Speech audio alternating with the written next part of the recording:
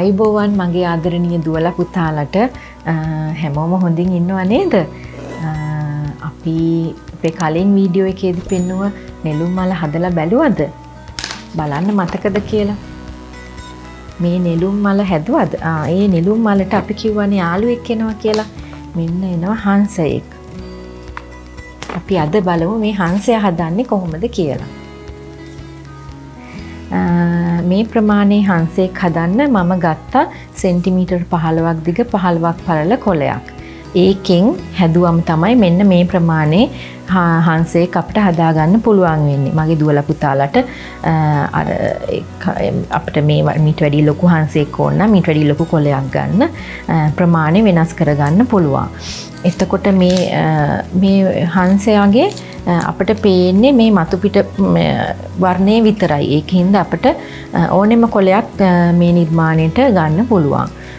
වෙනසක් නැහැ. ඔන්න අපි දැන් හදලා බලමු. මගේ කොලේ එක පැත්තක් කහ පාටයි අනිත් පැත්ත සුදු පාට හින්දා මට ඕනේ කහ පාට එළියට පේන විදිහට හදන්න. ඒකින්ද මම සුදු පාට ඇතුළට එන විදිහට මේ කොලේ ආයෙත් නමනවා මෙන්න මෙහෙම ත්‍රිකෝණයක් එන විදිහට. ඊට පස්සේ ඒකත් අර කලින් ඒවා වගේම මේ දාරේ උඩ අතට තියන්න ඕනේ. ඇරෙන පැත්ත තමන්ගේ අතට තියන්න ඕනේ. ඊට පස්සේ මේක ආයෙත් මෙන්න මේ විදිහට දෙකට නමනවා. මගේ දුවලා පුතාලට මතක නම් නෙළුම් මල හදපු කොලේ වගේම තමයි මේකේ මූලික හැඩය ගන්නෙ. එතකොට මෙන්න මේ දාරේ මෙන්න මේ මැද දාරේට ගන්න ඕනේ. කොට අනිත් පැත්තත් එහෙමයි මෙහෙම මැද දාරයට ගන්න ඕනේ.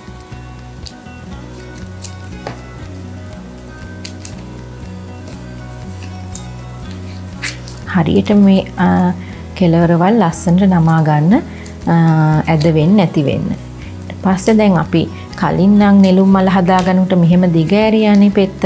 එහෙම දිග අරින්නේ නැහැ. දැන් මේ හංසයාගේ මූණ කොටස එන්නේ මෙතනට, පිහාටු කොටස එන්නේ මෙතනට. එතකොට අපි ඊළඟට කරන්නේ මේක ඇඟ කොටස හදාගන්න මෙන්න මෙහෙම පොඩ්ඩක් නමනවා. ඊට පස්සේ ඔළුව කොටස හදාගන්න ආයෙ මෙහෙම පොඩ්ඩක් නමනවා. මෙහෙම.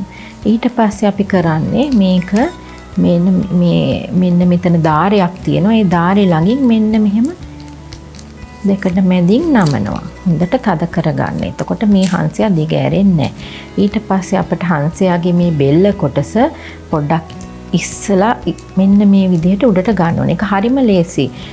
මොනවත් කපන්න ඒවා කිසිම දෙයක් කරන්න ඕනේ.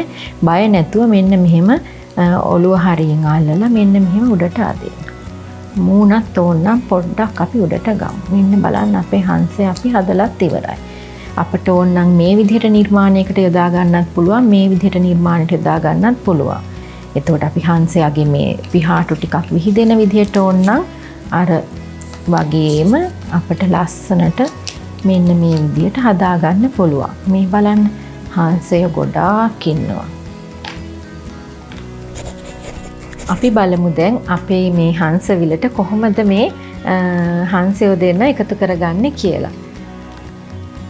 අපි ගම් එක අරගෙන අපි කැමති නම් අපිට මෙහෙම අලව ගන්නත් පුළුවන්. හැබැයි අපි උඩ අතට අලව ගත්ත හින්දා අපි මෙහෙම කරමු. මේ අපි දාරේ පරිස්සමින් ගම් ටිකක් ගාලා අපිට මෙහෙම ටිකක් ඇලවෙනකන් තියාගෙන ඉන්නත් පුළුවන්.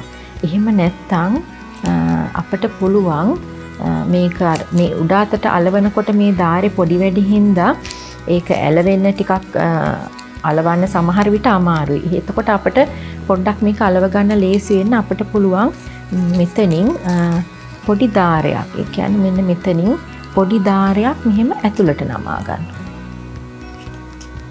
මෙතනත් එහෙම චුට්ටි දාරයක් මේ අනිත් පැත්ත හරවලා මෙන්න මෙහෙම ඇතුළට නමා ගන්න. ඊට පස්සේ ඒ දාරේ අපි මේ නමාගත්ත දාරේ මෙන්න මෙහෙම ගම් ටිකක් ගාලා